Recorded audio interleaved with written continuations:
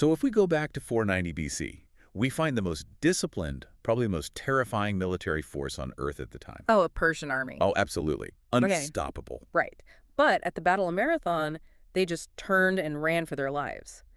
And the crazy part is they weren't broken by some superior tactical maneuver. Yeah, there was no flanking move that defeated them. Exactly. They weren't overwhelmed by advanced weaponry either.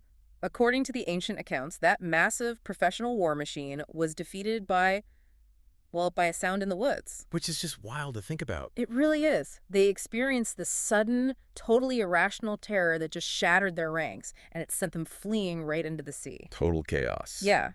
And today, when you feel that exact same heart-pounding, totally irrational urge to run, like, whether you're standing at a podium getting ready to give a speech, or maybe you wake up to a strange noise in your house, we use a very specific 5-letter word to describe it. We say we panicked. We say we panicked. And that is our mission for you on today's deep dive. We are exploring some incredible source material today, specifically an article titled The Greek Myth Behind the Word Panic, along with some key definitions from Merriam-Webster. It's such a great topic because, we treat panic like a clinical psychological term today, but peeling back the linguistic layers, it reveals this whole landscape of untamed wilderness and, invisible forces. Right, and we're going to unpack this profound contradiction. We're looking at how a mythological half-man, half-goat deity who basically just wanted to play music in the woods somehow gave us the exact word for a sudden, overpowering fright. What's fascinating here is that contrast. The source text describes a deity who is entirely detached from the grand, dramatic conflicts of standard mythology. I mean, he lives a lifestyle of rustic serenity. He's just hanging out. Exactly. He's mostly interacting with shepherds, minding his own business, yet his name became the global shorthand for unadulterated terror. It's quite a leap. It really is. And to bridge that gap, you have to look at the environment that created him. Which means we have to leave the marble temples behind entirely, right? Oh. Because when you think of Greek mythology, your mind immediately goes to the VIPs. Oh, for sure. You picture Zeus throwing lightning bolts from a throne on Mount Olympus? Right. Or Athena standing in some massive, mathematically perfect temple in the middle of a bustling city. Yeah. The gods we usually hear about are forces of civilization. They represent law and war and agriculture, civic order. Yeah. But Pan is the complete opposite of all that. He is the antithesis of all that. The text really emphasizes his bestial nature. I mean, he is literally half man, half goat. Hooves and all. Hooves, horns, a very heavy coat of fur, and his domains are perfectly aligned with that physical appearance. He's associated with springtime, fertility, hunting, farming, meadows, and above all, the untamed wilderness. He's basically the physical embodiment of everything outside the safety of the city walls. Exactly. And his origins reflect that wildness, too. The article points out that unlike the major Olympians who have these, meticulously tracked family trees. Like divine genealogy charts. Right, exactly. Pan's parentage and his lineage are highly contested across various ancient stories. He doesn't have a neat, orderly origin story because he doesn't belong to the orderly world. He just sort of emerges from the wild. From a very specific place, though. Arcadia. Yes. Arcadia is really the geographical anchor for understanding the psychology of Pan. It was this rural, very mountainous region in the central Peloponnese. Way down in the far south of mainland Greece. Right. And for the ancient Greeks who lived in those highly structured coastal city-states like Athens or Sparta, Arcadia was effectively the edge of the known world. It was the boondocks. Totally. It was rugged terrain full of dense forests, deep valleys, and these massive limestone peaks. I always look at Pan as kind of the ultimate off-the-grid homesteader. Oh, that's a great way to put it. Right. He's the ancient survivalist who is deliberately distancing himself from society. He doesn't want to engage with city laws or political drama.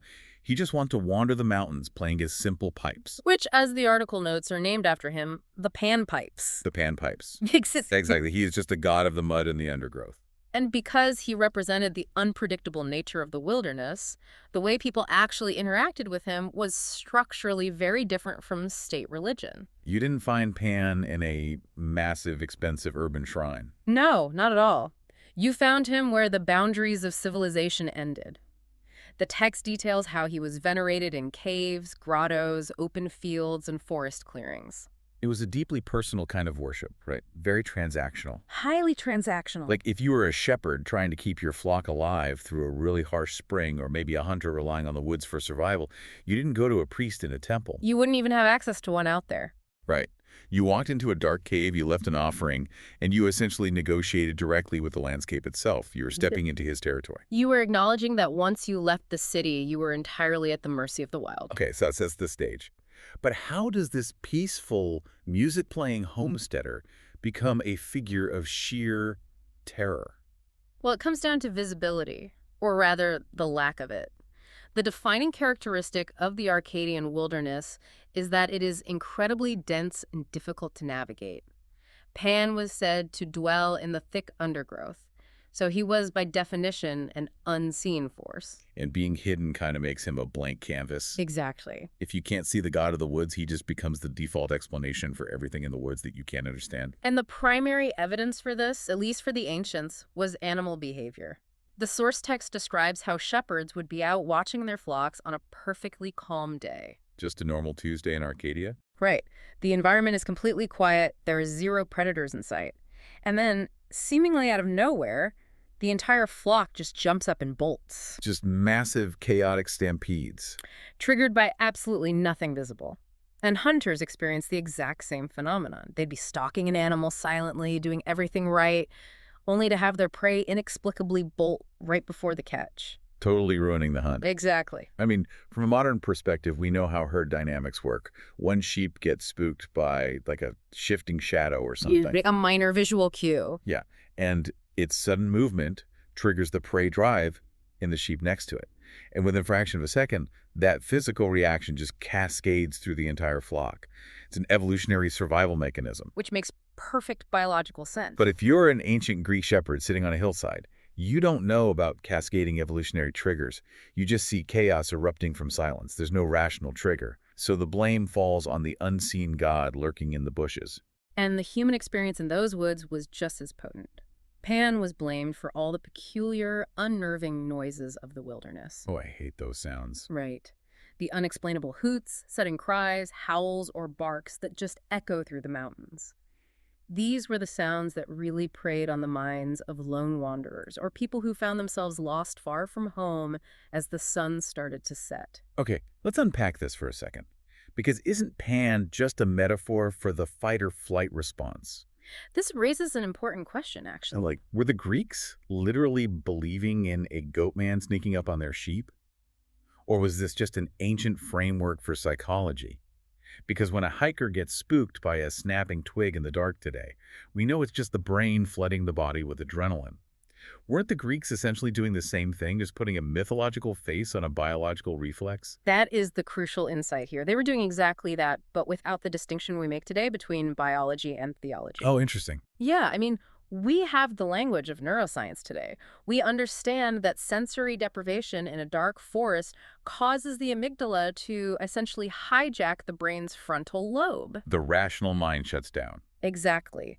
Your ancient survival hardware takes over, turning every single snapping twig into a deadly threat. The ancient Greeks experienced that exact same neurological hijacking, but their vocabulary for it was myth. So Pan wasn't just a metaphor to them. No, he was the literal, physical embodiment of that sudden adrenaline spike. Wow. And by personifying that feeling, they actually made it manageable. How do you mean? Well, you can't fight a biochemical reaction in your own brain, right? Mm-hmm. But you can leave an offering for a goat god to appease him. It's a way of projecting internal psychological terror onto an external source. It makes the fear feel less abstract. That is a great point, and it perfectly captures the isolating nature of that fear, too. Yeah. When you face a visible threat, say a wolf approaching the flock or a physical enemy in battle, your terror is rational. You can see it. You can calculate your odds. You can choose to fight or flee based on observable data. But when a sound echoes in the dark and you are entirely alone, the lack of logic is what paralyzes you. You cannot fight an enemy you cannot perceive. Which maps flawlessly onto the Merriam-Webster definitions provided in the text. It really does. The noun panic is defined as a, quote, sudden overpowering fright. And I feel like the key word in that definition is overpowering. Yes, it implies a total loss of control. Exactly. The logical, civilized brain is overridden by wild, untamed nature. And as a verb, to panic is to experience that alarming, fear-provoking feeling in real time. The etymological journey from ancient Greek myth to our modern dictionary really highlights how universally human this experience is. The original Greek term was panikondema. Which translates to what exactly? It translates roughly to panic fear, meaning the specific kind of fear induced by pan. And over centuries, that concept moved through French as panique, before finally cementing itself in the English language. So we dropped the goat god, but we kept the exact psychological condition he represented. Precisely. Now, we usually think of that condition as an individual experience, right? Like a lone shepherd or a lost hiker. But here's where it gets really interesting. Right, yeah. The source material takes this concept and scales it up. It alters the course of world history. This phenomenon wasn't just a personal quirk of the human brain. It was a contagion. And that brings us right back to the Battle of Marathon. If we connect this to the bigger picture, scaling the concept of panic from an individual in the woods to a mass of humanity in a military formation reveals the true destructive power of this emotion. Because in 490 BC, you've got the Battle of Marathon. This pitted the ancient Greeks against the massive invading force of the Persian Empire. This was a clash of civilizations. The Persians were highly trained, overwhelmingly numerous, and they operated with ruthless military precision. Right, and an ancient army is essentially a machine designed specifically to suppress the individual fight-or-flight response. It's the whole point of drilling. Yeah, the whole point of military drilling, of standing in a phalanx with your shields locked together, is to force your rational, structured mind to override the primal urge to run away. You're training thousands of men to literally ignore their amygdalas. Yet the myth asserts that it was the cry of Pan himself that shattered that machinery. A sound in the woods. A sound in the woods. According to the ancient story, the Persians were seized by an unexplainable, overpowering fright. It caused them to break rank, turn, and flee in absolute terror, which directly led to a decisive Greek victory. It's wild. Taking a flighty, anxious feeling experienced by wandering shepherds and using it to explain the total rout of a global superpower's military force, that is a massive leap. It is, but sociologically it makes perfect sense. Mass panic operates exactly like a virus. Oh, emotional contagion. Exactly. In a crowd, emotional contagion takes over. If one soldier in the front line breaks and runs, driven by that sudden, overpowering fright, the mirror neurons in the men next to him trigger the exact same biological response. And within seconds, the rigid structure of the army just dissolves. It becomes a chaotic, stampeding herd, acting no differently than the sheep in Arcadia. Wow. So the Battle of Marathon myth illustrates that panic is not merely like a minor inconvenience or a fleeting moment of anxiety. No, it is an overpowering, irrational force capable of dismantling the most highly organized systems human beings can possibly create. The civilized brain shuts down entirely, the animal brain takes the wheel, and order collapses into total chaos. And the sheer scale of the terror required to break an army is exactly why the ancients believed only a god could be responsible for it. It fundamentally changes how you look at the concept of a crowd. Because we think of civilization as this permanent, solid thing. We build systems, we make rules, we form armies to keep the chaos of the natural world at bay. We try our best. We do. But the myth of Marathon reminds us that civilization is just a thin veneer over our biology. All it takes is one unseen sound, one unexplainable cry to strip all of that away and leave us acting on pure primal instinct. And that underlying biology connects the ancient world directly to your everyday vocabulary. I mean, think about it. When you say you are panicked because you can't find your passport on the way to the airport. The worst feeling. Right. Or your heart races because a car swerves into your lane. When that happens, you are participating in an unbroken psychological lineage. The context of our lives has changed completely, but the hardware is identical. Absolutely identical. The ancient Greeks blamed a half-goat deity in the woods for the sudden urge to bolt. Today, we might blame a stressful email or a sudden spike in cortisol. But the visceral sensation, that sudden hijacking of your rational thought by an overwhelming need to escape, is the exact same feeling. And we have spent millennia trying to engineer that feeling out of our lives. We have walled ourselves off from the unpredictability of Arcadia. Yeah, we built cities. We established climate control. We created these highly structured, predictable routines. We even have the concept of a panic room in modern architecture. A panic room, yes. Right, it's a reinforced steel vault hidden inside a house. That is a brilliant way to look at it. A panic room is essentially a modern fortress. built specifically to keep the spirit of that ancient goat god out. Exactly. It's the ultimate architectural expression of our desire to control the uncontrollable. We want a safe space where the wild, chaotic forces of the world just cannot reach us. But the irony is, the fear doesn't come from the outside anymore.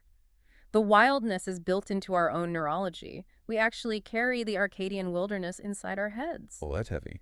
The sudden, unexplainable spike of fear that we occasionally feel isn't necessarily a reaction to an external threat.